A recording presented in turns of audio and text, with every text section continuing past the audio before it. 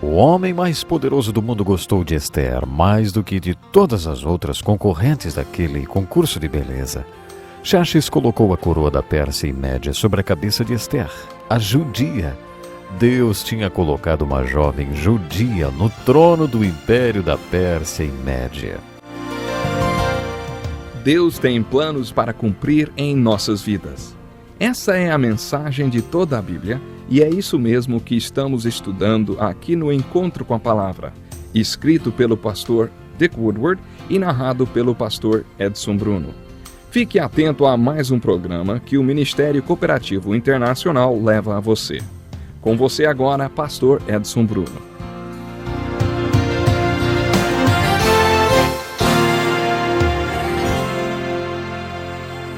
Bem-vindos a mais um programa Encontro com a Palavra. Você já sabe, mas é bom lembrar, esse estudo abrange a Bíblia toda, do Gênesis ao Apocalipse. Estamos estudando os livros históricos do Velho Testamento e chegamos ao livro de Esther. O livro de Esther nos conta a história de uma mulher hebreia que se casou com um homem gentil. Esther salvou o povo judeu de um genocídio. Ela preservou a linha messiânica, que inclui Ruth e Boaz, através de quem veio o Messias. O livro de Ruth é uma linda história de amor. O livro de Esther é um drama. O livro de Esther pode ser transformado em uma peça de teatro. Um dramaturgo criativo produziria uma linda peça baseada no livro de Esther. E eu gostaria de apresentar o livro de Esther dessa forma. Então, o primeiro ato seria intitulado de A Festa Persa.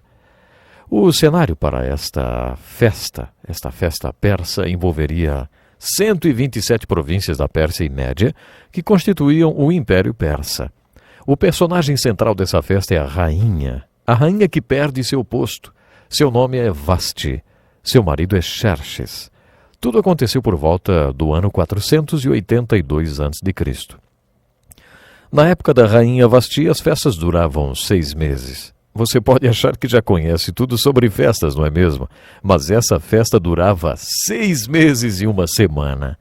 Havia apenas uma restrição nessa festa.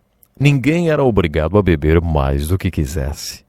A rainha ficava com as mulheres em um lugar separado. Vasti talvez achasse que já era hora do movimento de libertação feminina aparecer, mas esse movimento só foi acontecer 25 séculos depois. Vasti foi chamada à presença do imperador, seu marido, para desfilar sua beleza diante dos homens que estavam bebendo havia 6 meses e 1 semana. Ela recusou-se. Dá para entender por que ela recusou. Portanto, a cena 1 do primeiro ato da peça poderia se chamar O Fim da Rainha Vasti. Um homem chamado Memucã, que representava o Conselho dos 7 que governava a Pérsia, escreveu em seu relatório assim: A rainha Vasti não ofendeu somente o rei, mas também todos os nobres e os povos de todas as províncias do rei Xerxes, pois a conduta da rainha se tornará conhecida por todas as mulheres, e assim também elas desprezarão seus maridos e dirão: O rei Xerxes ordenou que a rainha Vasti fosse à sua presença, mas ela não foi. Por isso, se for do agrado do rei, que ele emita um decreto real e que seja incluído na lei irrevogável da Pérsia e da Média, determinando que Vasti nunca mais compareça na presença do rei Xerxes. Também dê ao rei sua posição de rainha a outra que seja melhor do que ela. Assim, quando o decreto real for proclamado em todo o seu imenso domínio, todas as mulheres respeitarão seus maridos, do mais rico ao mais pobre. O rei e todos os seus assistentes acharam que aquilo fazia sentido. Xerxes seguiu o conselho de Memucã e mandou cartas para todas as 127 províncias em sua língua específica, dizendo que todo homem deveria governar sua casa com autoridade. Portanto, no primeiro ato, cena 1, temos a rainha sendo despedida. A cena 2 do primeiro ato dessa linda peça do livro de Esther chama-se O Desfile Persa. Havia um desfile de beleza que envolvia todas as 127 províncias da Pérsia e Média. Essa festa não era um simples concurso de beleza. Esse conselho dos 7 fez um plano que pensaram iria agradar o rei. Eles fizeram a seguinte proposta ao rei: gostaríamos que fosse realizado um concurso de beleza em toda a Pérsia e Média. Serão selecionadas as mulheres mais bonitas de todas as províncias e trazidas para o seu harém. O rei poderá dormir com cada uma delas até que decida qual é a mais bonita e desejável mulher em toda a Pérsia e Média. Então colocará sobre a sua cabeça a coroa, que foi da rainha Vasti. A Bíblia diz que esse conselho agradou o rei e ele o pôs em execução. Então eles realizaram o concurso de beleza em todo o Império Persa, para o qual fizeram uma convocação muito cruel. Talvez você fique curioso para saber como esses reis da antiguidade conseguiam ter centenas de mulheres. Salomão teve 700 mulheres e 300 concubinas. Talvez algum marido pense: mal consigo me entender com uma. Como alguém podia ter 1000? O relacionamento que um antigo monarca tinha com suas mulheres não era igual ao relacionamento que um homem tem com sua mulher hoje. Um monarca da antiguidade tinha 2 haréns, que nós vamos chamar de harém A e harém B.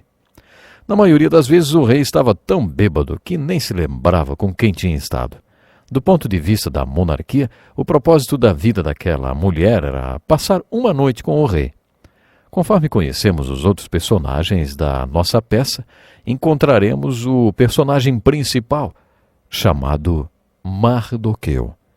Mardoqueu era um judeu que tinha sido levado cativo quando os babilônicos destruíram Jerusalém. Ele estava exilado na Babilônia. Ele tinha uma linda prima chamada Ester, cujos pais foram mortos quando Jerusalém caiu. Mardoqueu criou essa moça como se fosse a sua filha, apesar de ser sua prima. A prima de Mardoqueu era muito bonita. De acordo com o costume judeu, o parente sobrevivente mais velho tornava-se o chefe da casa. Por isso a prima de Mardoqueu fazia tudo o que ele mandava fazer.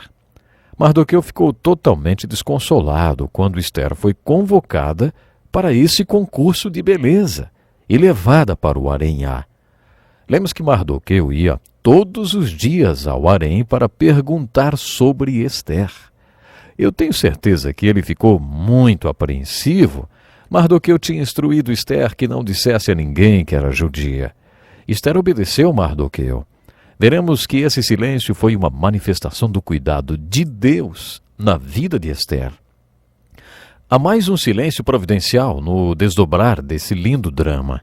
Um dia, quando Mardoqueu estava exercendo suas obrigações na chancelaria onde ele trabalhava, ouviu 2 homens tramando assassinar o imperador.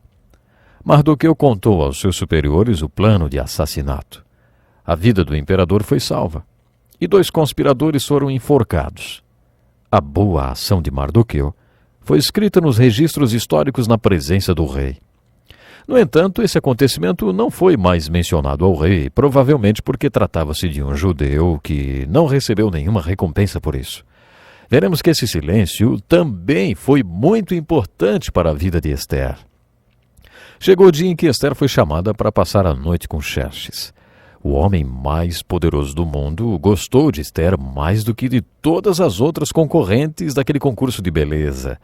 Xerxes colocou a coroa da Pérsia e Média sobre a cabeça de Ester, a judia. Deus tinha colocado uma jovem judia no trono do Império da Pérsia e Média. Primeiro ato, cena 3, a limpeza persa. Agora conheceremos o vilão da nossa peça. O primeiro-ministro da Pérsia e Média era um homem muito mau, chamado Amã. Conforme Amã passava pelas ruas da cidade, exigia que todos se reverenciassem diante dele. Todo mundo fazia isso. Todo mundo menos o primeiro-ministro de Deus, o nosso amigo Mardoqueu. Mardoqueu era um judeu muito religioso e as escrituras dos judeus ordenavam: não te prostrarás diante deles, nem lhes prestarás culto, porque eu, Senhor teu Deus, sou Deus zeloso. Por isso Mardoqueu não se prostrava diante de Amã. Mardoqueu estava disposto a pagar pelas consequências de sua obediência às Escrituras com a própria vida. Mas tenho certeza que quando Mardoqueu recusou-se a reverenciar a Amã, não imaginava o que estava por vir. Amã se encheu de ódio contra Mardoqueu quando ele não se prostrou diante dele. Amã ficou com muita raiva e enviou soldados a Mardoqueu exigindo uma explicação.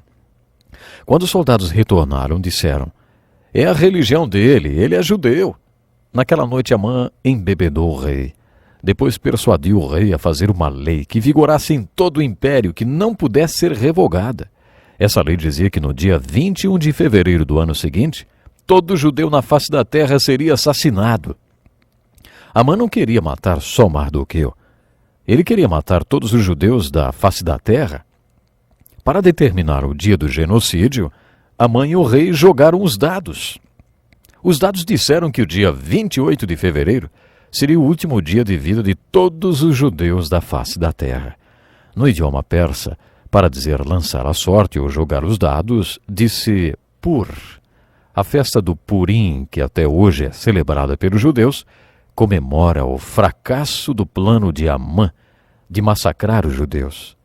Quando Mardoqueu ficou sabendo disso, rasgou suas roupas e colocou pano de saco, jogou cinza sobre seu corpo e foi para fora da cidade lamentar e chorar um choro amargo. Todos os judeus da face da terra morreriam, porque Mardoqueu recusou-se a não se prostrar diante do cruel Amã. Em todas as 127 províncias da Pérsia e Média, o mundo daquele tempo, incluindo Israel, os judeus estavam lamentando, jejuando e chorando em desespero, vestidos com panos de saco e cinzas. Mardoqueu tentou desesperadamente falar com Ester. Ele mandou uma mensagem para ela, contando sobre o decreto fatídico. Mardoqueu pediu que Ester intercedesse junto ao rei em nome de todos os judeus do Império Persa. Ester mandou a seguinte resposta: Mardoqueu, quando nos apresentamos ao rei, ele tem nas mãos um cetro de ouro. Se ele estender o cetro, fica tudo bem, mas se apresentar-se ao rei sem ser convidado, e ele realmente não estender o seu cetro, então isso é muito perigoso, Mardoqueu. Se ele não estender o cetro para mim, eu posso morrer. Faz meses que Xerxes não me chama. Mardoqueu então escreveu uma bela resposta para Ester. Não pense que pelo fato de estar no palácio do rei, você será a única entre os judeus que escapará, pois se você ficar calada nesta hora, socorro e livramento surgirão de outra parte para os judeus, mas você e a família do seu pai morrerão. Quem sabe se não foi para um momento como este que você chegou à posição de rainha? Então Ester respondeu ao seu primo pai: Vá reunir todos os judeus que estão em Suzã e jejuem em meu favor. Não comam nem bebam durante 3 dias e 3 noites. Eu e minhas criadas jejuaremos como vocês. Depois disso irei ao rei, ainda que seja contra a lei. Se eu tiver que morrer, morrerei. Isso é muito bonito, sabe? Isso mostra a grandeza de Ester. Infelizmente eu preciso terminar agora, mas não deixe de nos acompanhar no próximo programa. Vamos concluir essa maravilhosa história que nos traz uma lição tão profunda de fé, de coragem. Não perca então o próximo Encontro com a Palavra. Que lição importantíssima. Obrigado, pastor Edson Bruno. Prezado ouvinte, coloque em prática o que você ouviu aqui. Sem dúvida, sua vida será grandemente abençoada. Este é um estudo escrito pelo Dr. Dick Woodward, na voz do pastor Edson Bruno. Escreva-nos e solicite o material. Nosso endereço é Encontro com a Palavra, Caixa Postal 2011, CEP 89201-970, Joinville, Santa Catarina. Até o nosso próximo Encontro com a Palavra.